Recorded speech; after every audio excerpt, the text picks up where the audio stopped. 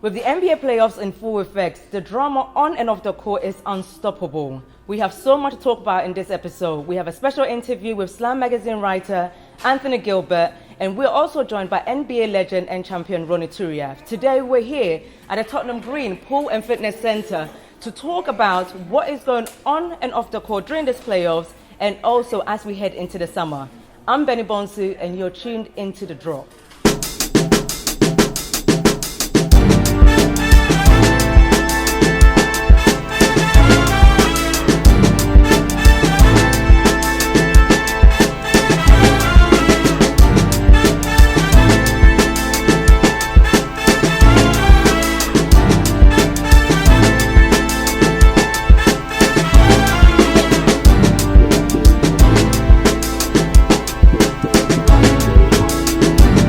Playoffs is in full effect now. We have Boston, Detroit, Memphis, Mavericks, Houston have now all gone fishing early. Guys, playoffs.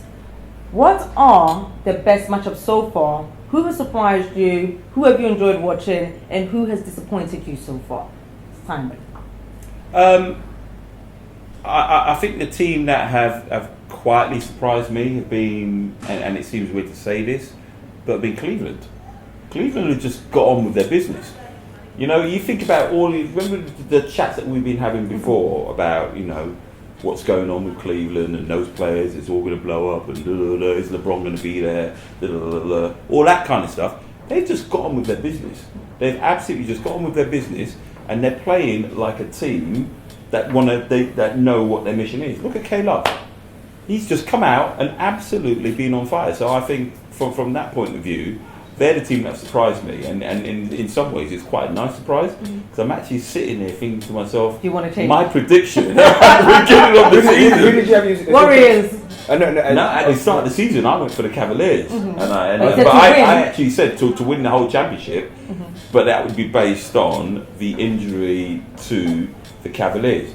Who would have thought that yet again, as I said, it's like looking at an episode of Casualty, that would be the Warriors who will be having an injury. So I think Cleveland will have. So do you think Cleveland was saving the energy during the regular season for them to come to the playoffs and literally destroy? I think there's some of that. I think somehow they've managed to regroup behind the scenes and actually say, look, you know, we're in a really good place here. We've got a really good opportunity to get some more jewellery on our fingers.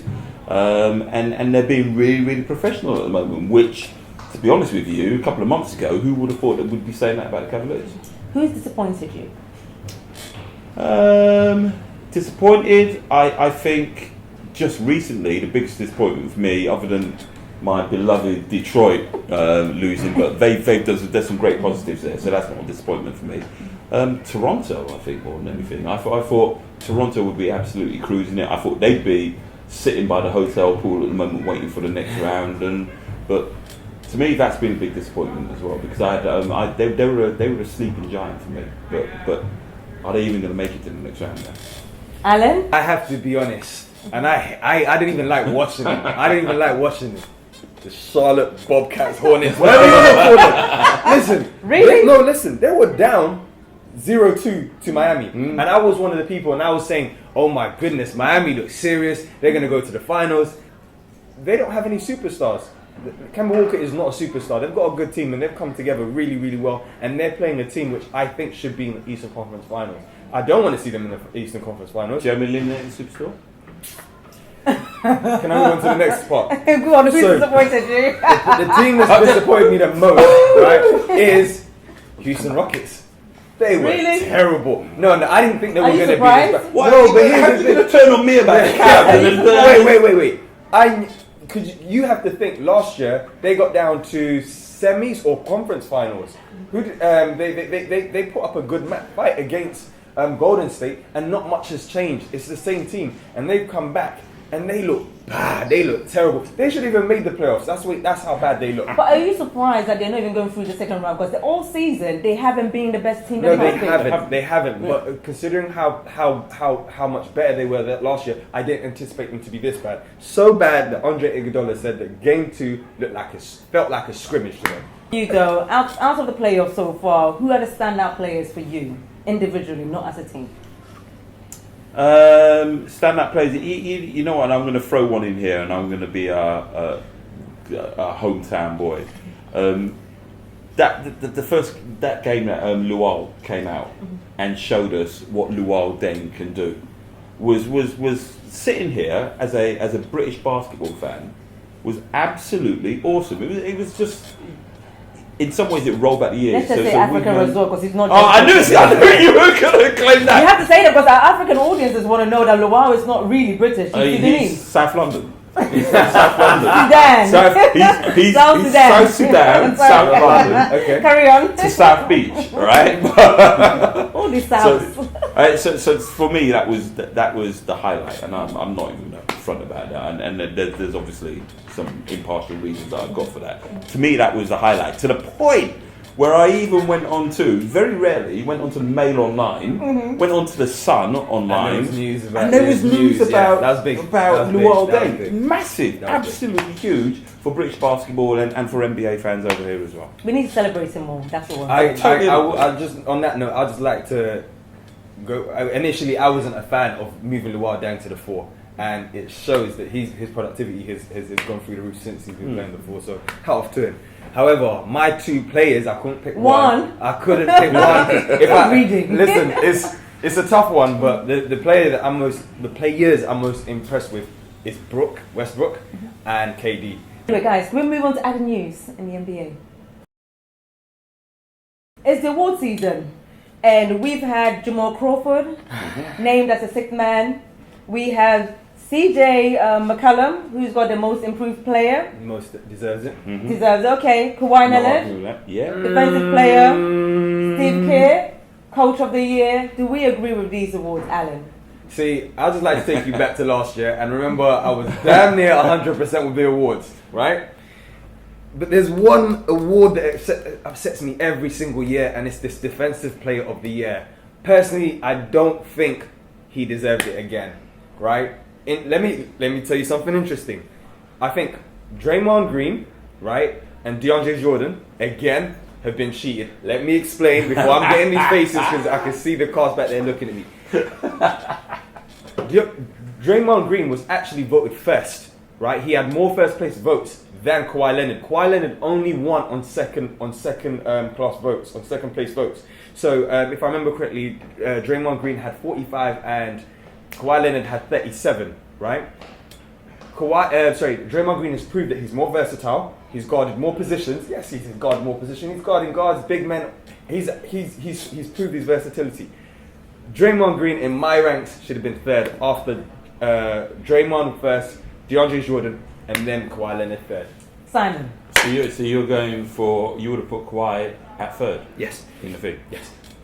Well, I'm not going to comment on that. Obviously, Simon, with a nod to the time restrictions that we have, I disagree totally with you. I think Kawhi Leonard was, I heard him described as a blanket this year, and you just watch him, and I've always been a great believer, and for those people who've heard me commentate, who've heard me say, oh, great defense leads to great offense. To me, Kawhi Leonard is so important to the team. I think he quite rightly deserved it, and I think there's a stat that next year, if he wins it, unless Alan's voting, he's going to only become the second player to win 3 straight Defensive Player of the Year awards.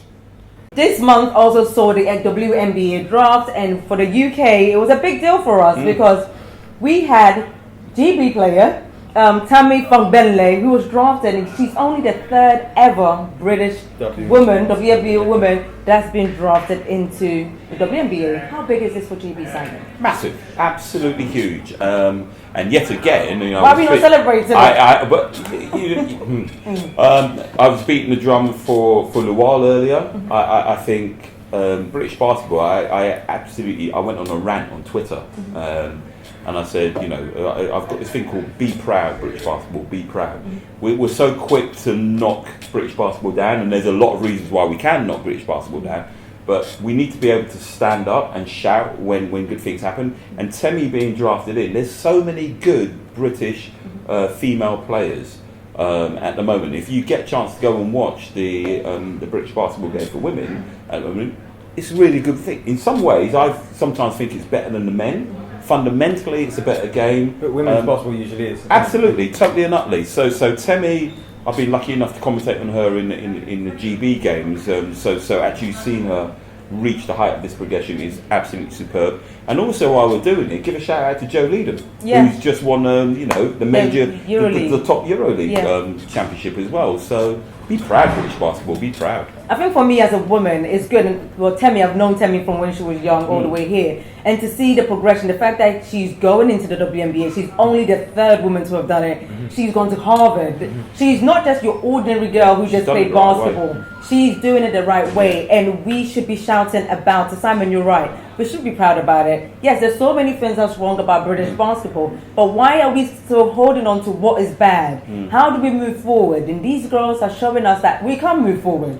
The men's program we can't really talk about because we don't actually know what's happening with the men's program. But we can see where the women are taking us, and we should be going on that journey with them. Well done to Temi for getting drafted. I'm really excited to see what she's going to do over there at the Lynx, and just to see how that will help get more girls into playing basketball in the UK. Because I think we, and I know how influential you are in women's sports, and let's yet again celebrate the fact that we've got those individual players like Joe and like Temi, but also the women's team who beat a very good European team. That was huge. Big deal for us. Let's talk about Byron Scott. Byron Scott was fired. Many Buns didn't know that this was happening. What does this mean for the Lakers, though? Are we going to see an improved Lakers side? Are we going to go on a journey? What does this mean, Alan? In regards to him or Jeannie not knowing, she made a statement. It's not a big deal. She's the head of the whole organisation. Her brother Jim Buss oversees it. She says that's their business to handle. That's Jim Buss and Mitch Kopchak's business to handle. So that's not an issue. What is an issue, in my opinion, is the new coach. I'm extremely happy for Luke Walton. I think he's a great coach, but I'm not sure if this is the job for him. Simply because of the kind of drama that we've had over the last couple of years, I would have preferred somebody with experience over somebody who's got loads of opportunity or potential. That's my stand with it. I hope he comes in and makes an impact, but I would have liked for us to handle our business a little bit earlier with the likes of Tom Thibodeau, Scott Brooks, somebody with experience, even David Blatt, somebody with experience in Europe, somebody who's done it, as opposed to let's experiment with this individual. That's my stand on it. I'm going to disagree with you. We always disagree, Simon. We always disagree. And I know I feel kind of weird. It's like when you're at a family lunch and there's like a massive big argument going on, and you don't want to input anything, but I'm going to input on the Lakers now. I think it's a great appointment. I think Luke Walton is a great appointment, and the reasons for that are one, how he stepped in to his role at Golden State at the beginning of the season. I mean, that could have gone horribly wrong, absolutely horribly wrong. But he stood up, he stepped up to the point where a lot of coaches were going, "Wow!" Even the players were like, "Wow! Look what this guy is doing," because that could have gone absolutely horribly wrong. I think the fact that he's one of the youngest coaches ever, maybe the youngest coach ever, is good, because a lot of the young players at Lakers have already come out and said he knows how to react to us. He knows how we speak, what we talk about. He also knows a bit more about the game that we grew up with in college and the kind of things that we're learning. So from a younger person's perspective, I think he's in absolutely the right person. What they were basically saying was that Byron didn't know anything. They were talking a completely different language. Yeah. And the third and most important point, I think we had this discussion, Alan, about will he be able to deal with the players' egos? Look at his dad. Right, he comes from the Walton family. They're not going to back down from anybody. They're not going to. I think he's got that kind of stature. He's also got the right to be able to go into that dressing room and say, "Yo, you know what? Listen to me. Work with me. Let's go on a journey." I hope that I really do. I'm a Laker fan. I hope it works out, and hopefully we'll be a season away from here and talking about you all right. Well, this week I had opportunity of speaking to Philly native and also the writer of Slam magazine, and actually the man that wrote the timeline for Michael Jordan's Hall of Fame, Anthony Gilbert, to talk, to tell us more about what's happening with Luke Walton. if he goes to the Lakers, you know, and other stories of coaches moving from one team to the other, especially the deal with Nike and Adidas. This is what he said. But let's move on. Let's talk about the Lakers because Kobe retires. The team is a mess. It's full of young kids. Got Nick Young and his cheating problems. Yes. D'Angelo Russell, nobody trusts. I mean, he did. He did. Where's the Lakers going now that Byron Scott has been fired? Okay, so the Lakers. Let's start from the front office. Mm-hmm. Jeannie Buss handles one side of the business affairs, and her brother handles the other side. And her brother, actually, it was his decision to let go of Byron Scott. And I think they're going to try to go after Luke Walton.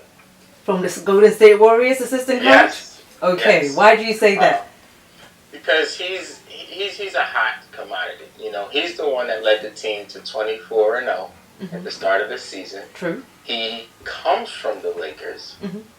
You know, so there's a lot of familiar scenarios in that. Mm-hmm. And then also, I think they just want to have a fresh start. You know, they know that he's really good with young talent, and the Lakers have some young talent. They also have a bunch of castaways That no one wants. Yeah. Is it the end of the Lakers franchise though? Because if you go anywhere around the world, the first team they either say is the Lakers or the Bulls or the Celtics. Those are the three biggest brands around the world. Is the Lakers finished? No, the Lakers will find a way to come back. They did it way back in the 70s. They had Kareem Abdul-Jabbar for a couple seasons. Then they landed Magic Johnson. Then they had the nice run in the 80s, and then the lull. And then they landed Kobe Bryant and Shaquille O'Neal. So, you know, it's going to be down for a little bit. It's not going to be D'Angelo Russell, I tell you that now. No. But it's exciting times in the NBA. What can you say? Welcome back to The Drop. We're now joined on a panel by our Globetrotter, who's supposed to be our panelist, but we only see him once a year. Benson. What up? And also we're joined by our very own double clutch journalist and also writer for Give Me Sports NBA, Mike Miller. Mike, welcome. Hi. How are you guys doing? Good. Where have you been, Benson? Just living. Was in the States not too long ago. Got to see the last Wizards home game against the Brooklyn Nets. Still disappointed they didn't make it to the playoffs. Brandon Beal being my favorite player. Great player. In the league. But hopefully we fix things next season. You've got muscles. It means you've been enjoying life. You know, we'll do some couple push-ups when you're in airport lounges. Mike, what's been going on with you? Nothing as exciting as that. Just catching up with playoffs. Guys, let's talk about Luke Walton taking this job at the Lakers. Mike, what does this mean for the Lakers? I mean, Alan seems to think it's a bad idea. Simon thinks it's a great idea. Anthony thinks it's a good idea. It's a great change. What do you think? I'm kind of siding with Alan on this. For me, he's not got the experience yet. And he's flavour of the month because he had an awesome start to the season with the Warriors. And people, I think the Lakers nation are going to get upset if he can't replicate the same kind of success immediately. And with the kind of, the cast of players he's going to be coaching, there's no way he's going to get even close to that. So you're trying to say we don't have talent at Lakers then? Pretty much. That's not what he said. Benson, I'm happy with Benny. Benny's mixing his words. Benson. I'm going to say I think he's got an opportunity. I mean, to be honest, due to public opinion, I think everyone's caught up with the historical resume of what an NBA coach needs to be an official NBA coach. And I think Lakers need to take some risks that are better than the rest of they've taken in the last couple of years, because obviously they've been trying to follow a certain manual and nothing has come through since Phil Jackson. So I'm for it. I think with him being young and being able to connect with the millennial generation of NBA players, there'll be a little bit more respect and a less need to demand discipline the way that other NBA coaches do. I think But Alan and Mike, didn't we say all these things about Steve Kerr when he first took the job at the Warriors because he had no experience? He didn't have no experience.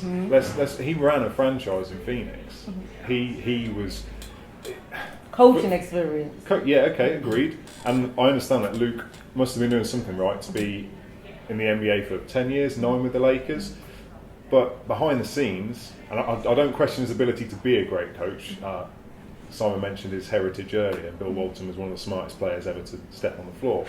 But I just think right now, people will have too greater expectations for what he can realistically do. I tend to disagree about the expectations kind of thing, because after what the Lakers fans have been through at the moment, to have a winning season is a plus. They ain't looking for the Lakers to go straight back out and to win the ring, because realistically that's not going to happen. So I think he is going to have a bit of time in LA, and I think for some of the reasons that you said, he'll be given a bit more time by the Lakers fans to actually build something, to actually go ahead and work for something. I mean, so as opposed to getting a top name coach who would come in and would be expected to go straight out and win the ring. Guys, let's move forward.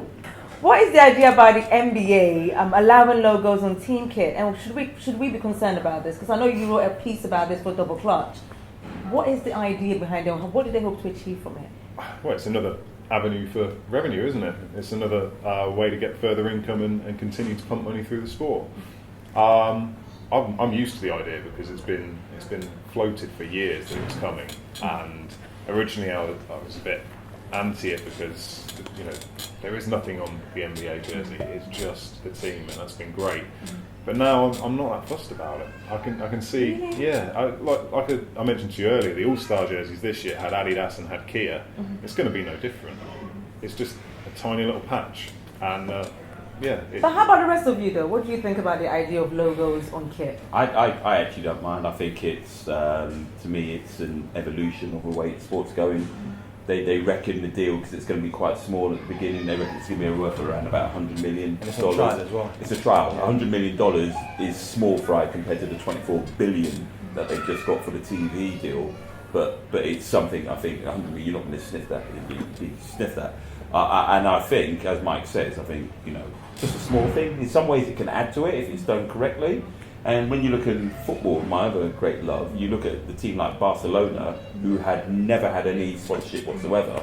And then this year, or a couple of years ago, was the first time that they actually put sponsors on their logos. So when they're doing it, it's eventually going to happen. If it's done in the right way, and I know you're a style man, if it's done in the right way, I think you can actually add to it. I think it's more than just about style. I think the NBA knows that in the situation that they see challenges with revenue or finding new opportunities to raise money, that would always be the first resort, and it is. I mean, as a business going global, and probably one of the best businesses going global out of any of the American sports, they're looking for a way to build that profile to increase the cost of that logo, because I mean, Kia is a global business, and regardless of what country the shirts are seen in, it's always going to be relevant to that brand. So, to be honest, I think the NBA is underselling it. 100 mil, please. Yeah. But that's the trial, isn't it? And you guys are concerned. I mean, when you look at the EuroLeague, for example, when you look at the kit, I hate it. It's too much logos on it. It's too much going on that I look at it, I'm like, it doesn't look nice. And I think that's a concern I have for the NBA. Go back to doing it in the right way. But that's it. There's going to be too many variables because one team might do it better than the other. I'm happy that they've got maybe a size restriction that I understand. But at the same time, you have to accept that the NBA is a business first, as Benson said. But I'm happy that when you purchase it as a jersey or as a replica for consumers, that they're not going to have those logos there. That's my understanding. So that is a benefit. I think that my biggest challenge is comparing the EuroLeague to the NBA is that EuroLeague is purely sport, whereas the NBA is a business, lifestyle sport. I mean, more so than any other sport outside of export.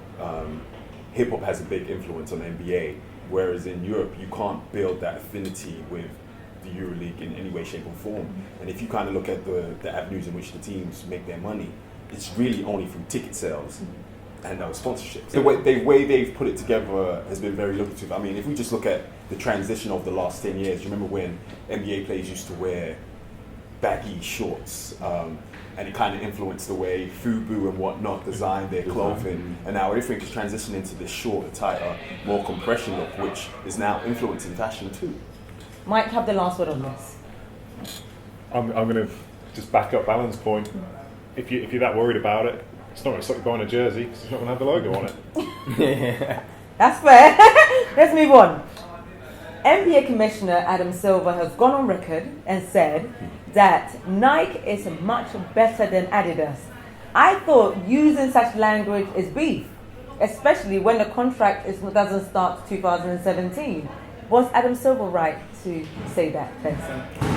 No, he wasn't right in the instance that sports brands, the business should just be as competitive as any other business.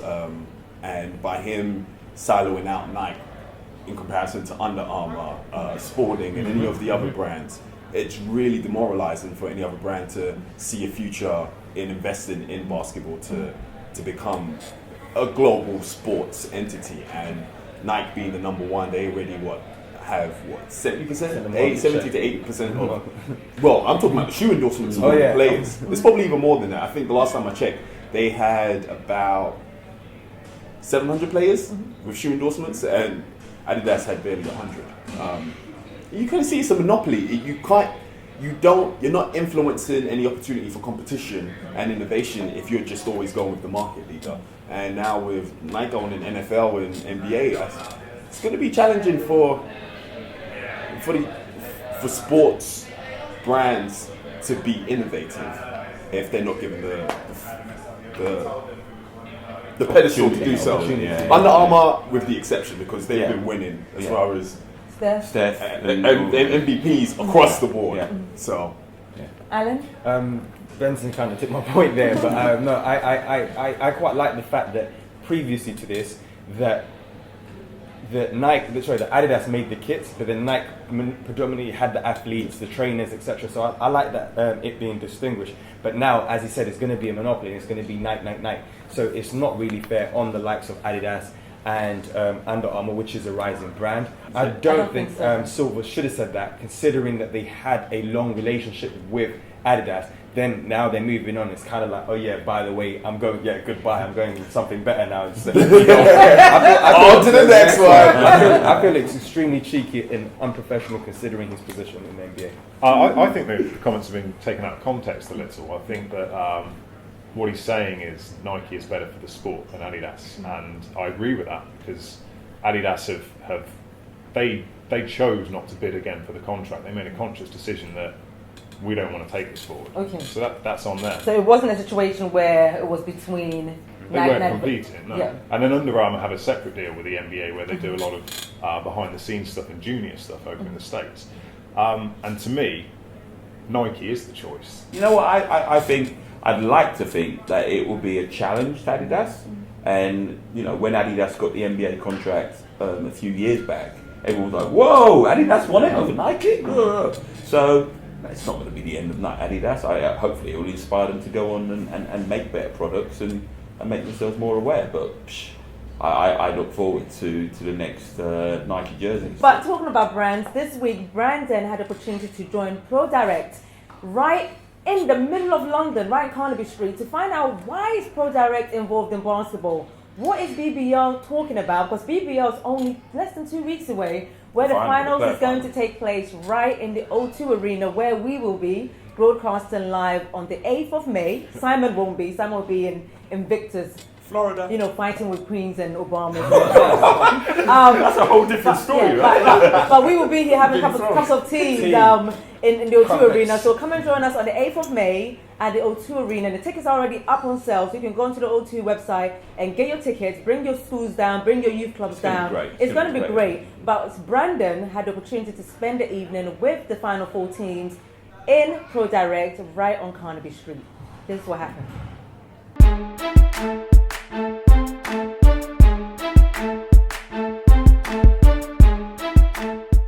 My name is Brandon Hosanna. I'm here for the Drop B-Ball today at ProDirect London for the basketball session with the players that are going to the Final Fours at the O2. We're going to get a couple of views today, and you're watching Rolling with Brandon. Washington here, shouting out the Drop B-Ball, ProDirect London. Hey, I'm Gerald Brooks, and you're watching the Drop TV. Here's Eve Jonathan signing out from Glasgow Rocks, watching the Drop TV. I'm Mike Tucker, playing for the Sheffield Sharks, and you're watching the Drop TV. I'm David Value, power forward for Chess Phoenix, and you're watching the Drop. What's changed in the BBL over the years you've played and how you managed to keep going? I wouldn't say much has changed. I mean, it's always been a very competitive league. I mean, it's been overlooked for a number of years. It's always been competitive, you know, it's always a tough league to play, and I think it's getting better in terms of, you know, it's progressing. You know, I can see the potential of the league each year and where, you know, where it was to where it's going to. It's all looking really good for the future of the sport. So for me personally, it's just trying to take care of this old body and trying to keep it ticking over. I'm very excited. I ain't played in a big crowd like that in a long time, so I'm excited for the opportunity to get there, to play there. Who do you think the most challenging team would be to play? Leicester Riders. You know, Leicester have been fantastic all year. You know, they've got a really good team, good coach, and they're doing really good on the court. And it's going to be a tough test for us, but we're up for the challenge. Leicester, because they team so deep. They rotate and they press you the whole game, make you tired. Eventually you'll break down. That's their goal, so I say they harder. I think all the teams left in the Final Four are all good teams. Obviously, Leicester, the highest seeded team, they've played well all season. I think they only lost 2 games in the league all year.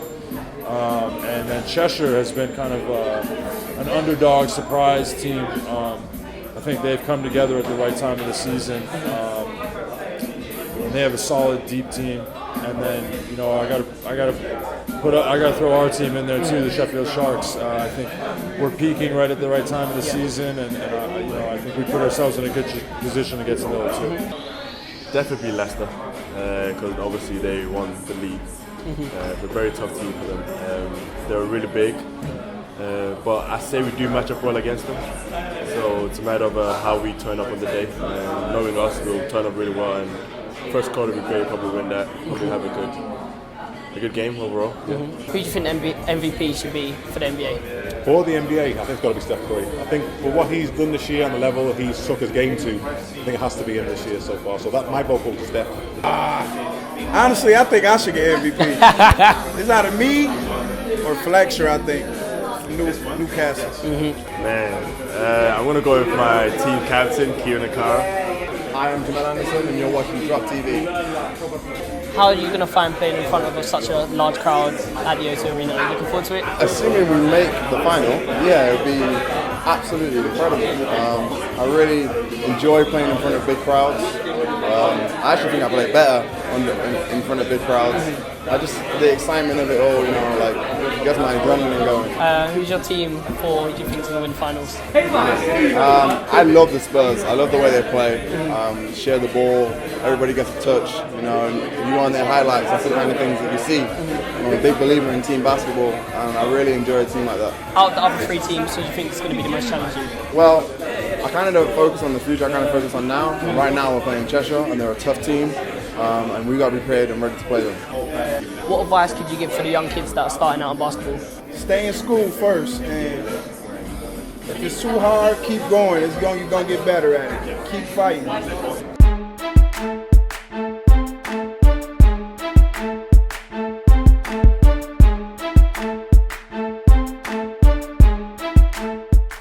You've been watching the Lifestyle Report with me, Brandon Hosanna. Lifestyle tip for this week is get yourself a pair of tickets to the BBL finals because you're going to be missing out if you don't.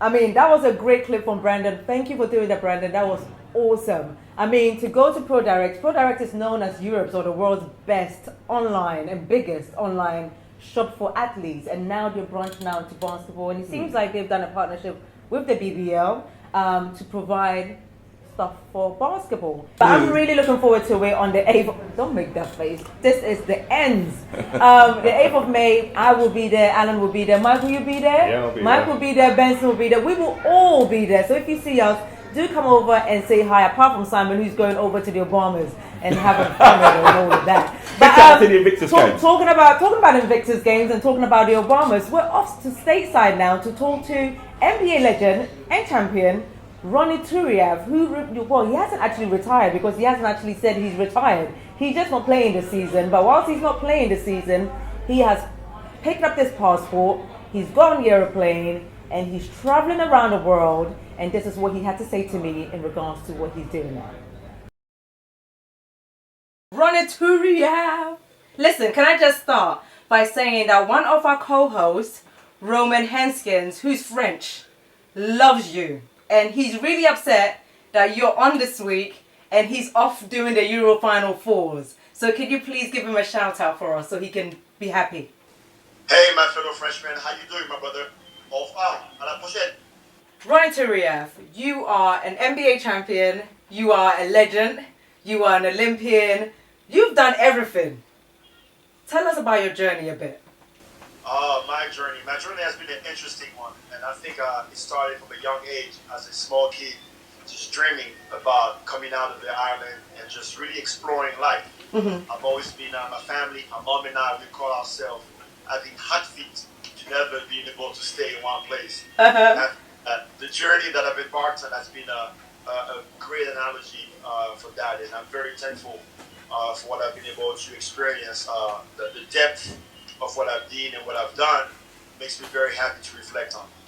But for you as a basketball player, you are known as one of the best personalities in the NBA. When people think of Ronnie Turiaf, they either smile or they go, my God, that guy was crazy. But he was always fun to watch during his time with the Lakers or with Miami or with the Wolves. Do you feel like that now? Or do you feel like you're now chilled? Or you still Ronnie Turiaf now? Well, there is two sides of my personality. There is a guy that is very outgoing and that is very crazy, happy-go-lucky, love life, wants to explore. And then there is the other side that not many people know, that is the quiet introvert and that really do not want to be bothered. And I really like to just go hike by myself in the jungle and hike.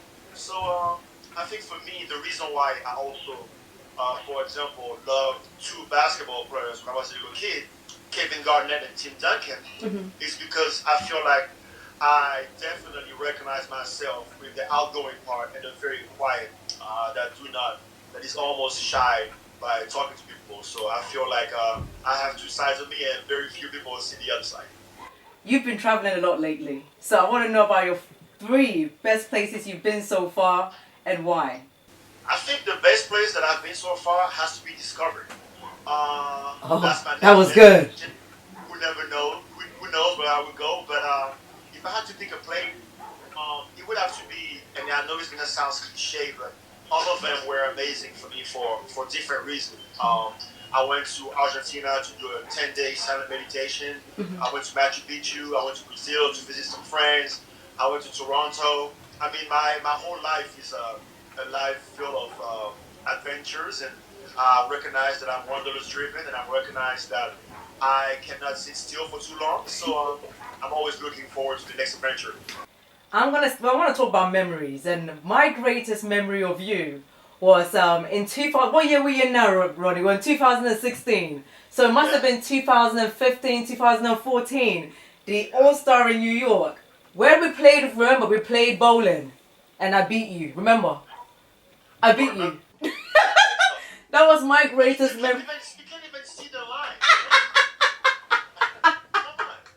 Ronnie, admit it, didn't I beat you? I did not beat you at bowling. I don't remember that. How are you going to have amnesia? I definitely have selective amnesia, that's for sure. What's the greatest memory you have to date? Wow, that's probably one of the greatest questions that somebody asked me. Thank you for giving me the opportunity. Wow. I think my greatest memory that I've had today is the day that I got drafted by the Lakers. And to see that all of the hard work that I put in and the sacrifices that I did paid off, and to just see my dad wearing a bright red orange suit. What? The look on my sister's face that I finally were able to take care of him financially. That's my biggest memory. Now, we hear a lot of stories about Lamar is making a comeback in the NBA. How awesome would that be? Yeah, that made me very happy, and we definitely had a conversation about it, and I just wish him nothing but the best. Lamar is one of my big brother in the NBA, somebody that took care of me when I first came into the NBA, the same as Kobe Bryant and as Kwame Brown. And to just see him still here with us is already a blessing when we know that his history and what happened. So for him to have the desire to be able to be willing to put himself on the line, to be able to attempt to go back on the basketball court is a beautiful thing. And if I can support him in any way, that's what I will do. Let's talk about your other brother, Kobe, who's now also retired. Will he be joining you on your journeys and adventures around the world? I would try to force him to join me some way, somehow. I just have to catch him at some point. He's about this big man on campus. He has love for his little brother somewhere in there. So it's just a matter of me just tapping into it. And drag him along. Yes, indeed. Why not bring him to Ghana or something? Maybe you can set that up. How about I take both of you to Ghana? Can we make that happen? Yeah, and then before that we go to Greece and go see the Greek Freaks brothers. Oh, that'd be cool. Yeah, We could do that. Could we make that happen? I'm definitely game. Wicked. So we'll do that. Say wicked. We say wicked. Wicked. Wicked. Wicked, bro. Awesome, Ronnie. Thank you so much for giving us your time. Thank you for having me, Mensah-Bonsu. And the Drop team and the whole viewers of our show are going to love this. Thank you so much. Oh, thank you so much, and I love the job. Thank you for being you, Benny. Keep inspiring people. Thank you. So, speaking to Ronnie Turiaf is always interesting because I have a great relationship with Ronnie. I think he has a great personality. But Benson was going to call him out for something But wrong. you can't call nobody, especially when it's travelling. You know my passport needs stamps too. Oh my dining with Kobe in the bar every now and then.